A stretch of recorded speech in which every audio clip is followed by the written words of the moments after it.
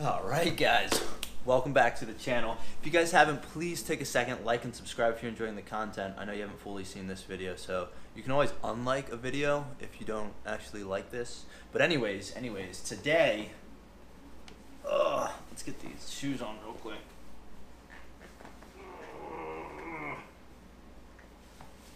You know what? Let's just go with the Sperry's.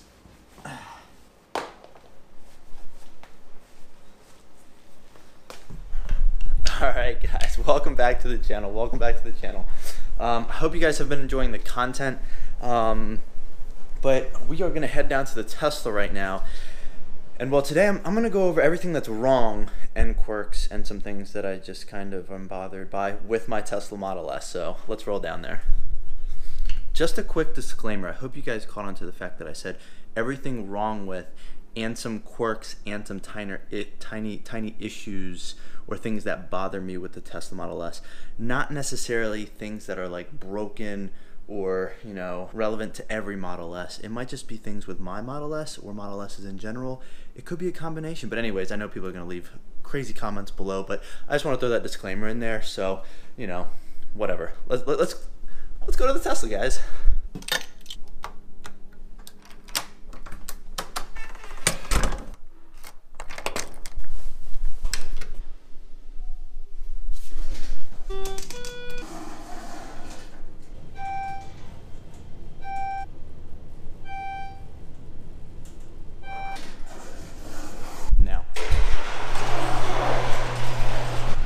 Guys, I know. It's been almost a week, but welcome back to the Tesla.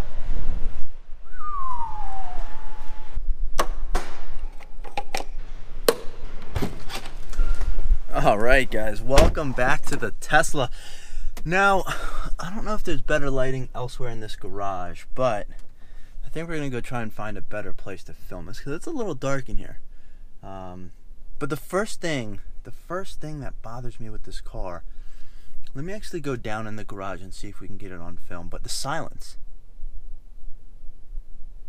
And the only reason the silence bothers me is because you start hearing everything else in the car, all the creaks, all the squeaks, all the rattles, anything like that. And then you start getting paranoid, like, what, did it always do that? Is that a new noise? Is something broken? What's going on? And it just drives you insane. So there's this one noise that I'm hearing at slow speeds in like a garage when it's dead silent because, well, there's no noise in this garage. And I don't know if it's a new noise or an old noise or something. It sounds like it's coming from the right rear, but I don't know. Guys, the silence. It's more of a quirk, I know. It's not something wrong with the car. I mean, it's great in other ways, but I mean, sometimes the silence, it's just like, why? But I mean, it's also a feature, right? It can go both ways, all right? Come on, guys, stop nitpicking. All right, tell me if you guys can hear this. Do you hear? It's not really a click, but it's not a thud. It's like a clud.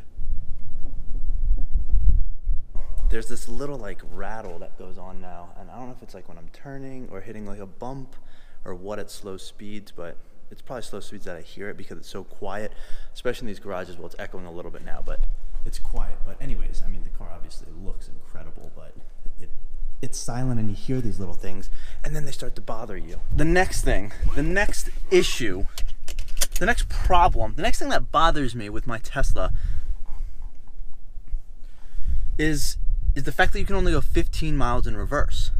Why? What if you need to get away from like a bad guy that's like shooting at your car and, you know, you're going in reverse like really quickly and you gotta whip the car around, so you do that 180-degree turn and zoom off. Like, you can't do that in this car because you can only go 15 miles an hour. Like, if you're trying to get away from somebody, it's like you're flooring it and you're like just kind of cruising along, but it only goes 15 miles an hour. All right, well, you guys are just gonna have to take my word for it. You can only go 15 miles an hour in reverse. Now, if I can find a big enough parking lot, I'll demo it, but make sure you do so where it's safe. I mean, 15 miles an hour, it's decent, and for most people out there, I would say that's as fast as they need to be going. But, you know, it's just like, most people aren't going to go that fast. I get it. It's one gear on a Tesla, and you got to be careful because technically, I think you could accelerate and go just as fast in reverse as in like drive going forward. And the reason is because it's one fixed gear on a Tesla. So when you're driving, the one fixed gear that you have, whether it's going forward or backwards, is exactly the same like ratio. And you have access to the battery. So theoretically, you know, you have all 400 plus horsepower ready to go when you're in reverse as you are in drive. So I get the limitation. It's just, it's kind of annoying. It's kind of annoying, all right? It's kind of annoying, and I know I'm nitpicking, but hey, these are the things that I find wrong or, you know, quirky or odd about my Tesla. So I'm gonna share them with you guys. Toward Washington. So another quirk is my nav screen. My nav screen, for some reason, when I come to a full stop and then I start moving again, this thing spins in circles, and I'm hoping it'll get fixed with a software update, but I have yet to find out. Wait for it. Oh, there it goes. See how it wobbles? Very odd. I don't know why it does that. It must be something with the software, and I probably have to, you know, once I get the update that's supposed to fix the other things on my screen, hopefully it'll fix that. But for some reason, if I come to a stop and then start moving, the screen like spins around in all weird directions, and I've talked about this in an earlier video, but anyways, there's that. All right, guys. The next thing I want to get to is the panel gaps and panel alignment. So if you look in here, this just kind of sticks up a bit. It's not perfectly aligned. See, that would be good. This is a little bit off. Also, this window sticks up quite a bit from the edge of the door. If we go around to this side, the window doesn't stick up. It's nice and flush. But, you know, the panel gaps are sizable. They're not terrible, though. Like, also up here, you know, I mean, there's a lot of space here. I mean, like, look here, right? You got this, I mean, I can fit my finger in this panel gap. That's pretty crazy, right? That's kind of a lot. Obviously, I love the car, but, you know, I'm gonna nitpick on everything wrong with slash quirk slash tiny things that bother me. So there's that.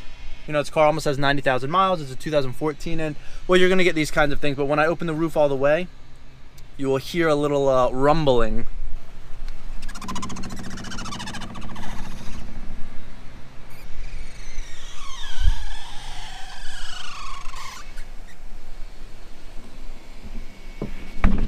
You can hear those little squeaks and like the like rumbling when it goes out.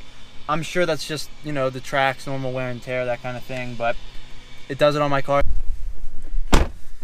Some lady just looked at me really weird.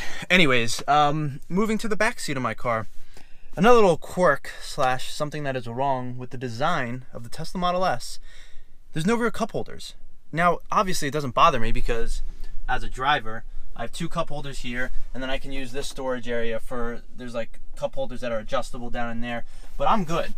Now in the back seat though, as a passenger, and if anybody has kids or is just transporting more than one other person, you'll note the center seat does not have anything that folds down. This is a fixed body right here, so you can't fold this down and have like the center armrest thing that a lot of cars have.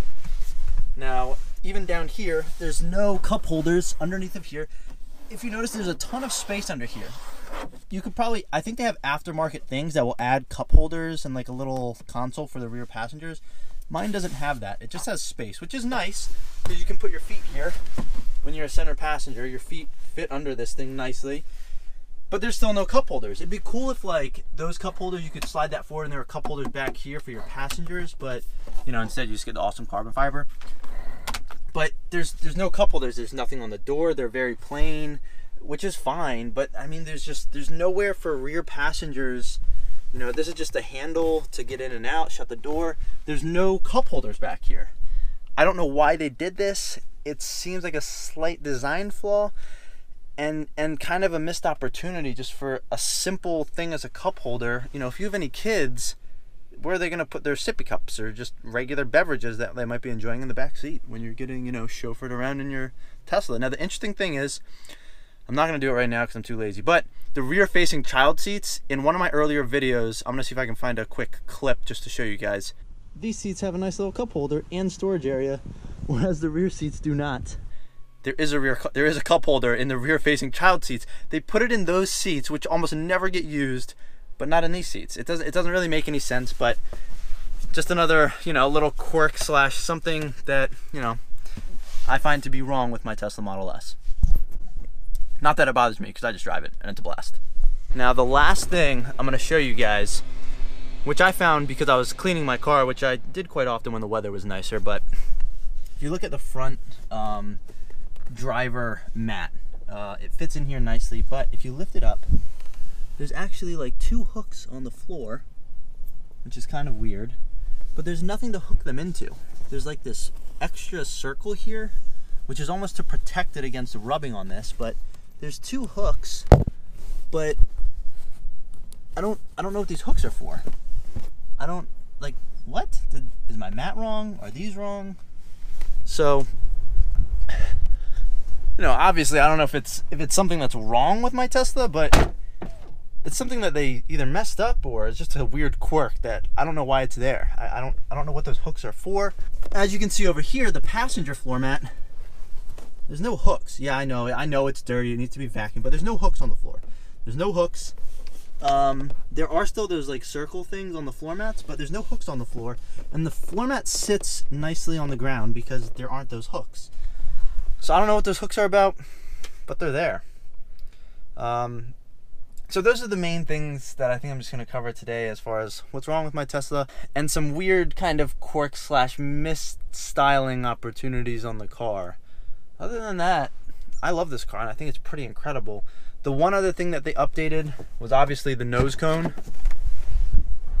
Some people hate it, some people love it. I don't know, I don't really have a problem with the nose cone. I don't think it looks that bad. And well, at the end of the day, if you wrap the car, you can always just, you know, get it all wrapped in one color. And they do now have an updated front fascia for the older generation Model S's like mine that have the black nose cone, so you can buy that updated front fascia and change it, and it looks like the newer models. So it's not a big deal. I don't really know why they did that in the beginning. I don't know. I'm not even gonna begin to guess, but either way, the new Model S's don't have that. I don't know if it reduces the drag coefficient with the new Model S significantly or not, but either way, just something else that they updated on the newer ones. And well, my car has the black nose cone, so it is what it is. That is everything that's wrong slash a couple quirks with my Tesla Model S. I hope you guys enjoyed this video. If you enjoyed it, please like and subscribe. But I think that's it. So thanks for watching, guys.